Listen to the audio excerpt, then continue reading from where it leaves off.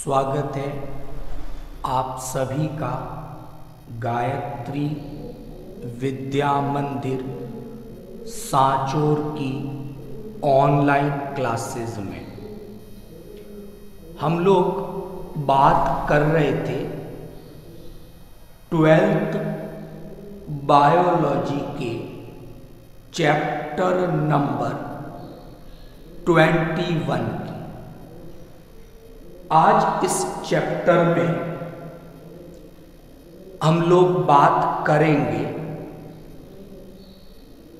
त्वचा के दूसरे व्युत्पन्न के बारे में और त्वचा का जो ये दूसरा व्युत्पन्न है वो है क्यूटेनियस ग्लैंड, हिंदी में इसे त्वक ग्रंथियों के नाम से जाना जाता है।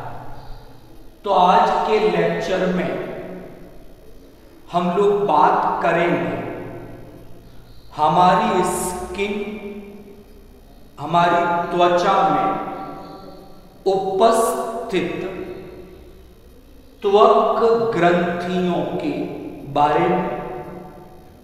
ऐसी कौन सी ग्रंथियां हैं जो हमारी त्वचा में उपस्थित हैं और ये कौन से महत्वपूर्ण कार्य करती हैं।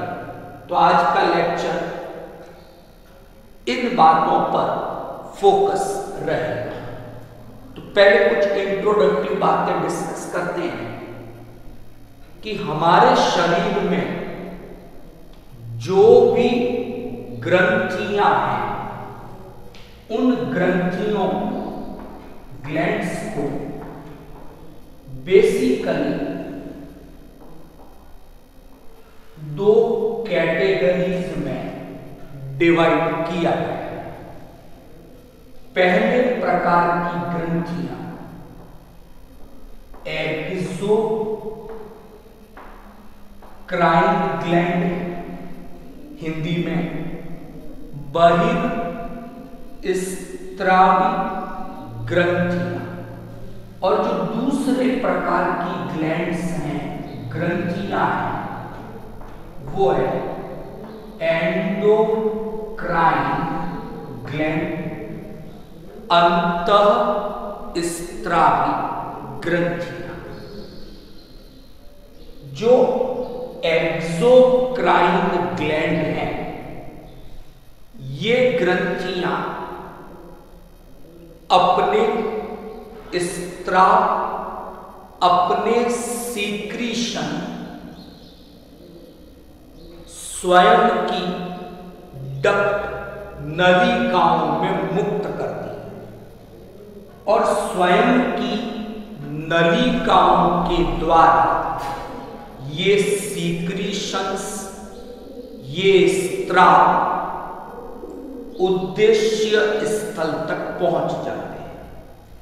इसलिए एक्सोक्राइन ग्लैंड, बहिर्स्त्रावी ग्रंथियां, नलिका युक्त ग्रंथियां डक्ट्यूलर ग्लैंड के नाम से जानी जाती है। यहां एक बात नोट करने वाली है कि जितनी भी क्यूटेनियस ग्लैंड है, यानी जो भी त्वक ग्रंथियां हैं जो हमारी त्वचा में उपस्थित हैं, वे सभी त्वक ग्रंथियां बहिर्स्त्रावी एक्सोक्राइन प्रकृति की होती है। इसके अलावा लार ग्रंथियां, वो भी एक्सोक्राइन प्रकृति की है। दूसरी मैं बात कर रहा हूं, हालांकि अलग से चैप्टर है उसमें बात करेंगे। दूसरी प्रकार की ग्रंथियां हैं एंडोक्राइन, अंतः स्त्रावी ग्रंथि, जो एंडोक्राइन ग्लैंड है, ये अपने स्त्राव, अपने सीक्रीशंस रुधिर में डिस्चार्ज करती है, मुक्त करती है, और फिर रुधिर की सहायता से ये सीक्रीशंस, ये स्त्राव उद्देश्य स्थल तक पहुंचते हैं। मतलब एंडोक्राइन ग्लैंड, अंतःस्त्रावी ग्रंथियां नलिका विहीन ग्रंथियां हैं, डक्ट लेस ग्लैंड हैं। इनके पास स्वयं की कोई डक्ट या नलिका नहीं है, इसलिए ये अपने सीक्रीशन रुधिर की सहायता से उद्देश्य स्थल तक पहुंचाती है। तो हमारे शरीर में थायराइड है, पीयूष ग्रंथि है, वृषण है, अंडाशय है, एड्रीनल ग्लैंड है, ये सब एंडोक्राइन प्रकृति की ग्रंथियां हैं। तो यहां इस डिस्कशन का केवल इतना ही उद्देश्य था कि जिन क्यूटेनियस ग्रंथियों की, त्वक ग्रंथियों की हम बात कर रहे हैं, वे सभी त्वक ग्रंथियां बहिर्स्त्रावी एक्सोक्राइन प्रकृति की होती हैं। तो ये नलिका युक्त ग्रंथियां हैं। एक चीज क्लियर है। नंबर 2, जितनी भी त्वक ग्रंथियां हैं, ये त्वचा के एपिडर्मिस, अधिचर्म स्तर का रूपांतरण है। तो हमने बात की थी उस दिन कि अधिचर्म का जो सबसे आंतरिक स्तर था, वो था मैलपीजी स्तर, जिसे अंकुरण स्तर के नाम से भी जाना जाता है। तो उस अंकुरण स्तर, मैलपीजी स्तर से अंतर्वलन इन वेजिनेशंस बनते हैं। तो मैलपीजी स्तर के, अंकुरण स्तर के इन वेजिनेशंस अंतर्वलनों के परिणाम स्वरूप इन त्वक ग्रंथियों का, इन क्यूटेनियस ग्लैंड्स का निर्माण, परिवर्तन होता है। तो दूसरी बात जो हमने यहां समझी कि जो क्यूटेनियस ग्लैंड्स हैं, जो त्वक ग्रंथियां हैं, ये त्वचा के अधिचर्म स्तर का रूपांतरण है, और ये मैलपीजी स्तर अंकुरण स्तर के अंतर्वलन के परिणाम स्वरूप निर्मित हुई है, या इनका परिवर्तन हुआ है। अब ये कई सारे काम करती हैं। त्वचा में कई सारी त्वक ग्रंथियां मौजूद हैं। तो ऐसे कुछ नाम मैंने यहां लिखे हैं, वन बाय वन बात करेंगे। जो पहली त्वक ग्रंथि है वो है स्वेट ग्लैंड, स्वेद ग्रंथि। दूसरी जिस त्वक ग्रंथि की हम बात करेंगे वो है सीबेसियस ग्रंथि, जिन्हें तेल ग्रंथियों के नाम से भी जाना जाता है। तीसरी जो त्वक ग्रंथि है वो है स्तन ग्रंथियां, मैमेरी ग्लैंड। इसके बारे में, इसकी डिटेल स्ट्रक्चर के बारे में हम लोग पहले एक चैप्टर में पढ़ चुके हैं। फिर एक सेरेमिनस ग्रंथि है, जो हमारे कर्न, जो ईयर है, उस ईयर की जो कैनाल है उसमें प्रेजेंट है। और लास्ट ये दो माइलोमियम और जायस ग्रंथियां, माइलोमियम और जायस, ये दोनों हमारी आईज, आंखों से संबंधित ग्रंथियां हैं। तो वन बाय वन हम बात करते हैं इन ग्रंथियों के बारे में। अब यहां पर ये जो ग्रंथियों की हम बात कर रहे हैं, ये सब की सब एक्सोक्राइन है, बहिर्स्त्रावी प्रकार की है।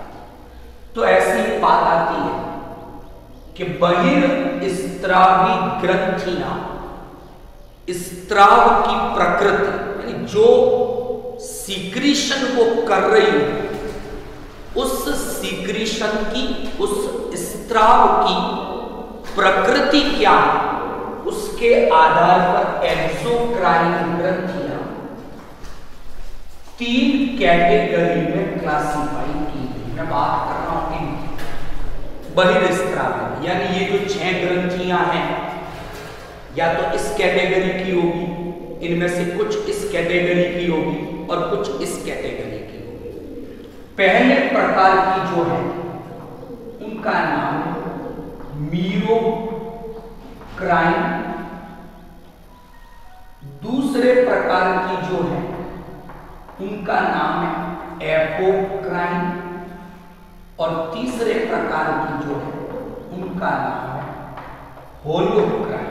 बात करते हैं क्या है मीरोक्राइन का। क्या मतलब है कि ग्रंथि ने कुछ वेसिकल्स बनाई।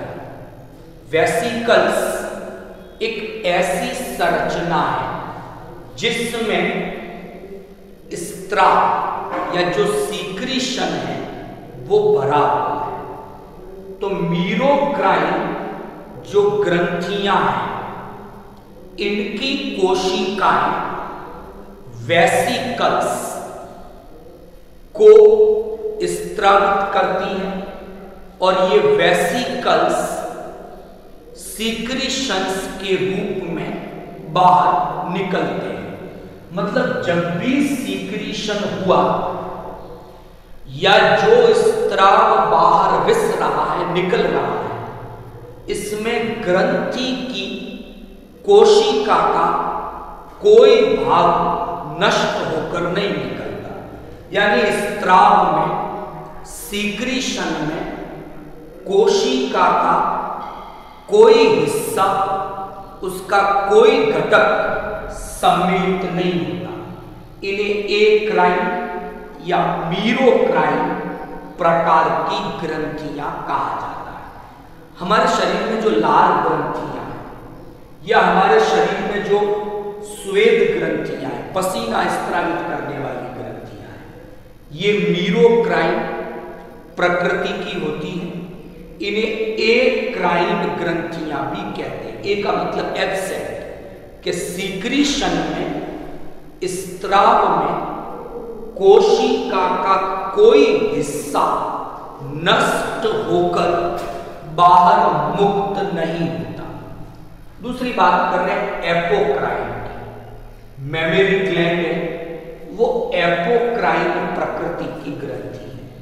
क्या होता है इसमें कि जो ग्रंथि की कोशिकाएं हैं, उसका शीर्ष भाग, एपिकल पार्ट, वो स्त्राव के साथ टूटकर चला जाता है। तो यहां तो कोई हिस्सा टूटकर नहीं गया, यहां ग्रंथि की जो कोशिका है, उसका एपिकल पार्ट, उसका शीर्ष भाग स्त्राव के साथ टूटकर चला गया। एपोक्राइन एग्जाम्पल है मेमरी ग्लैंड, स्तन ग्रंथि। तीसरी में बात कर रहा हूं होलोक्राइन। क्या होगा इसमें कि जो ग्रंथि की कोशिकाएं हैं, वो पूर्ण रूप से, यानी संपूर्ण कोशिका विघटित होकर, टूटकर स्त्राव के साथ मुक्त हो जाती है। जो तेल ग्रंथियां हैं, सीबेसियस ग्रंथियां हैं, वो होलोक्राइन प्रकृति की होती है। तो यहां हमने बात की कि जो बहिर्स्त्रावी स्त्रावी ग्रंथियां हैं जो एक्सोक्राइन ग्लैंड हैं, ये 3 प्रकार की होती है। मीरोक्राइन, उदाहरण की बात की हमने, एपोक्राइन, इसके भी एग्जाम्पल की बात की, और होलोक्राइन, इसके भी एग्जाम्पल की हमने बात की। अब 1 बाय 1 समझते हैं। पहले श्वेत ग्रंथियों के बारे में। ये ग्रंथियां पसीने का स्त्राव करती हैं। पसीना क्या है? जल है, लवण है, कुछ नाइट्रोजन अपशिष्ट जैसे यूरिया, इस तरह के पदार्थ पसीने में होते हैं। श्वेत ग्रंथियां पसीने का, श्वेत का स्त्राव करती हैं और श्वेत ग्रंथियां इस प्रकार मदद करती हैं ताप नियमन की क्रिया में, टेम्परेचर रेगुलेशन की प्रोसेस में। तो हम देखते हैं कि गर्मियों में पसीने का स्त्रावण अधिक होता है तो ताप नियमन हो जाता है, शरीर से ऊष्मा की हानि हो जाती है। इसी प्रकार जब ये श्वेत पसीना शरीर से मुक्त होता है तो अतिरिक्त लवण, नाइट्रोजन अपशिष्ट भी त्वचा से बाहर मुक्त हो जाते हैं। तो ये उत्सर्जी जो अपशिष्ट है, तो उत्सर्जन की प्रक्रिया में भी श्वेत ग्रंथियां सम्मिलित होती हैं, सहायता करती है। तो श्वेत ग्रंथियां हमारी त्वचा पर लगभग सभी भागों में उपस्थित हैं। इनका वितरण असमान है। शरीर के कुछ भागों में ये अधिक आवृत्ति में होगी, शरीर के कुछ भागों में इनका वितरण थोड़ा कम। तो पहले प्रकार की ग्रंथियों की बात की, ये थी श्वेत ग्रंथियां जो पसीने का स्त्रावण करती हैं, और हमने बात की थी ये मीरोक्राइन या एक्राइन प्रकृति की होती है। और पसीने के अंदर क्या क्या घटक है? तो पानी है, लवण हो सकते हैं, प्लस नाइट्रोजन अपशिष्ट के रूप में यूरिया इसमें उपस्थित हो सकती है। अब दूसरे प्रकार की ग्रंथि की बात करेंगे, सीबेसियस। इन्हें हम ऑयल ग्लैंड या तेल ग्रंथियों के नाम से भी जानते हैं। तो जो ऑयल ग्लैंड है, ये एक चिपचिपा तेलीय तरल स्त्रावित करती है, जिसे पॉपुलर सीबम के नाम से जाना जाता है। सीबेसियस ग्रंथियों का संबंध हेयर फॉलिकल, जो रोम है आपकी त्वचा में, उनसे ये संबंधित है। इनके द्वारा एक तेलीय तरल स्त्रावित किया जाता है जो सीबम कहलाता है। और ये सीबम और ये ग्रंथियां सूर्य के प्रकाश की उपस्थिति में विटामिन डी के संश्लेषण में सहायक होती है। यह आपकी त्वचा को चिकना, जलरोधी बनाए रखती है। तीसरे प्रकार की ग्रंथियां मेमेरिक है, स्तनधारियों की विशेषता है। पुरुष में अवशेषी रूप में है, मादा में कार्यशील अवस्था में होती है। ये एक्चुअल में सीबेसियस ग्रंथियों का रूपांतर है। तो स्तन ग्रंथियां सीबेसियस या तेलीय ग्रंथियों के रूपांतरण से बनती हैं। ये एपोक्राइन प्रकृति की होती हैं। इनके द्वारा दुग्ध का स्त्रावण होता है, जिसके द्वारा शिशु पोषण प्राप्त करता है। इसके बारे में हम पिछले चैप्टर में डिटेल पढ़ चुके हैं। चौथे नंबर पे सेरुमिनस ग्रंथियां, ये श्वेत ग्रंथियों के रूपांतरण से बनी है। हमारी जो कर्ड ईयर है, उसकी जो कैनाल है उसमें प्रेजेंट है। इसके द्वारा एक तेलीय तरल स्त्रावित किया जाता है जो धूल के कण अन्य पदार्थों को अंतःकरण में प्रवेश करने से रोकता है। सेलुमिनस ग्रंथियां हो गई। इसके बाद माइलोमियम और जायस, ये दोनों आंखों से संबंधित हैं। सीबेसियस ग्रंथियों का रूपांतरण है। माइलोमियम ग्रंथियां जो आई लैशेज है, इन आई लैशेज की जो आधारीय भाग है वहां पर उपस्थित है। इनका तेलीय तरल कॉर्निया को सुरक्षा प्रदान करता है। जायस ग्रंथियां हैं, ये पलकों के ऊपर उपस्थित है। इनके द्वारा भी आंखों को सुरक्षा प्रदान की जाती है। तो आज हमने बात की त्वचा में उपस्थित विभिन्न प्रकार की त्वक ग्रंथियों की। इन त्वक ग्रंथियों के द्वारा विभिन्न कार्य किए जाते हैं। स्वेद ग्रंथि द्वारा जो पसीना स्त्रावित होता है, ताप नियमन में और उत्सर्जन में सहायता करता है। सीबेसियस ग्रंथियों के द्वारा सीबम स्त्रावित होता है, जो सूर्य के प्रकाश की उपस्थिति में विटामिन डी के संश्लेषण में मदद करता है। इसके अलावा ये सीबम त्वचा को जलरोधी, चमकीला बनाए रखता है। स्तन ग्रंथियों के द्वारा दुग्ध का स्त्रावण होता है। सेरुमिनस, माइबोमियम और जायस सुरक्षा के कार्य करती है। कल हम लोग बात करेंगे नेक्स्ट टॉपिक में त्वचा के कार्यों के बारे में। Thank you all of you.